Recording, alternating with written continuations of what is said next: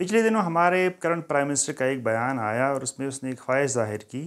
کہ اگر ان کو مزید 20 سال کا ٹائم دیا گیا تو پاکستان کے حالات کو بہتر بنا سکیں گے، انڈسٹری میں ریولوشن لے کے آئیں گے، پاکستان کو بہت آگے لے کے جائیں گے وغیرہ وغیرہ۔ لیکن ان کو کوئی یہ بتایا کہ آپ کا بڑا بھائی جو 80 کی دہائیوں سے حکومت کا حصہ ہے،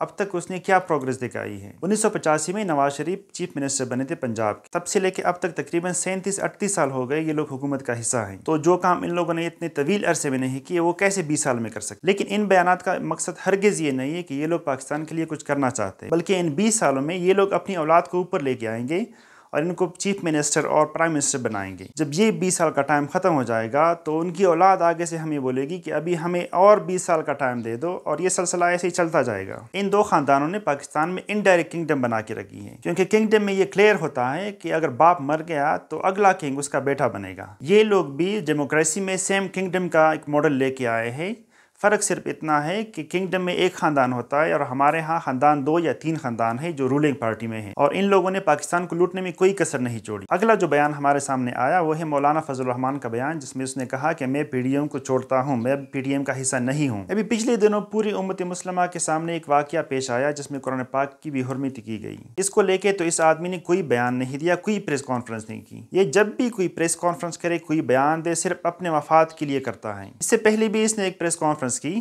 جس میں اس نے اس بات کی وضاحت کی کہ یہ جو دبئی میں میٹنگ ہوئی نواز شریف کی اور زرداری کی، چونکہ اس میٹنگ میں اس کو حصہ نہیں بنایا گیا تھا، اس وجہ سے اس نے پریس کانفرنس کی اور احتجاج ریکارڈ کروایا ان کے سامنے کہ بھائی تم لوگوں نے مجھے اس میٹنگ کا حصہ کیوں نہیں بنایا۔ ان سب کو چھوڑے، اگر اس کو واقعی اسلام کی خدمت کرنی ہے تو یہ جو پاکستان قرضہ لیتا ہے اور قرضے کے اوپر سود ادا کرتا ہے تو اس کے خلاف یہ بات کیوں نہیں کرتا۔ یہ تو ایک عالم آدمی ہے اور اس کو پتہ ہونا چاہیے کہ اسلام میں سود کی کتنی ممنوعیت ہے، لیکن نہیں، یہ اس کی مخالفت کبھی نہیں کرے گا، کیونکہ اس کا بیٹا پارلیمنٹ میں بیٹھا ہے اور اس کے باقی جو رشتہ دار ہے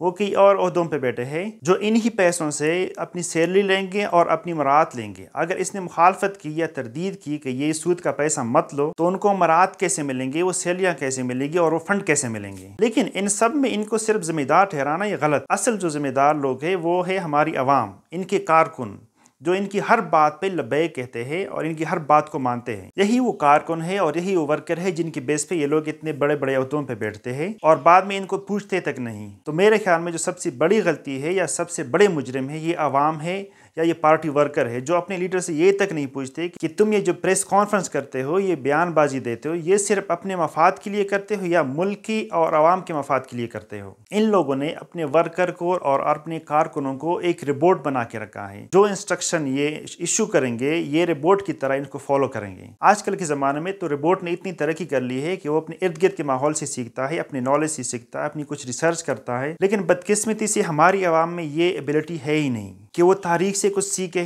اپنے جو پچھلی ادوار ہیں ان سے کچھ سیکھے، اور جو بھی پارٹی ہے یا جو بھی ان کا لیڈر ہے ان سے سوال کرے کہ بھائی تم نے ہمارے لیے اتنے ٹائم میں کیا کام کیے ہیں۔ اگر ہم نے اپنے ملک کی حالت کو ٹھیک کرنا ہے تو سب سے پہلے ہمیں اپنے آپ کو ٹھیک کرنا ہوگا، اور جو ہمارے پاس ووٹ مانگنے کے لیے آئے ان سے ہم پوچھیں کہ بھئی آپ کا پلان کیا ہے، آپ کے آبجیکٹیو کیا ہیں، اور آپ اپنے پلان کو کیسے پروسیس کریں گے اور اپنے آبجیکٹیو کو کیسے اچیو کریں گے، ہمیں اس کی ڈیٹیل دے دو، آپ ریٹن میں ان سے ڈیٹیل لے لیں۔ انفارچونیٹلی ہم ان لوگوں سے ایسا نہیں پوچھتے، اور یہ ہماری برادری ووٹ کاسٹنگ سسٹم کا فائدہ اٹھا کے پاور میں آتے ہیں اور پھر ہمارے ملک کو لوٹتے ہیں، جس کا سب سے بڑا نقصان عوام کو ہوتا ہے۔ ان کا تو کچھ نہیں جاتا، یہ تو اپنی جائیدادیں بنائیں گے، اپنی بلڈنگیں بنائیں گے، اپنا پیسہ پورا ٹرانسفر کریں گے بیرون ملک۔ تو ہمیں چاہیے کہ ہمیں اگلے الیکشن میں ان سب سے سوال کرنا چاہیے کہ آپ کا پلان کیا ہے، آپ کے آبجیکٹیو کیا ہے۔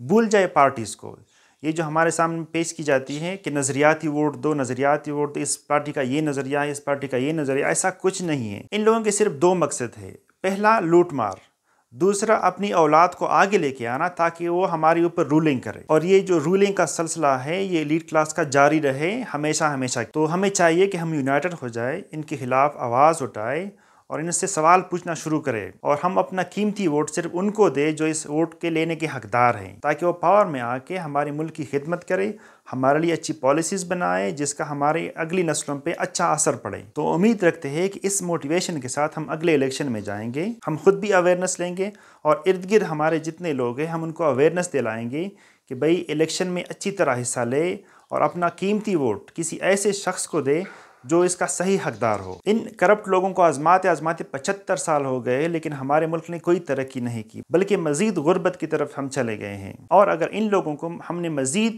ٹائم دیا اور موقع دیا دوبارہ حکومت کرنے کی، تو وہ دن دور نہیں کہ جب ہم غربت میں سب سے نیچے ہوں گے۔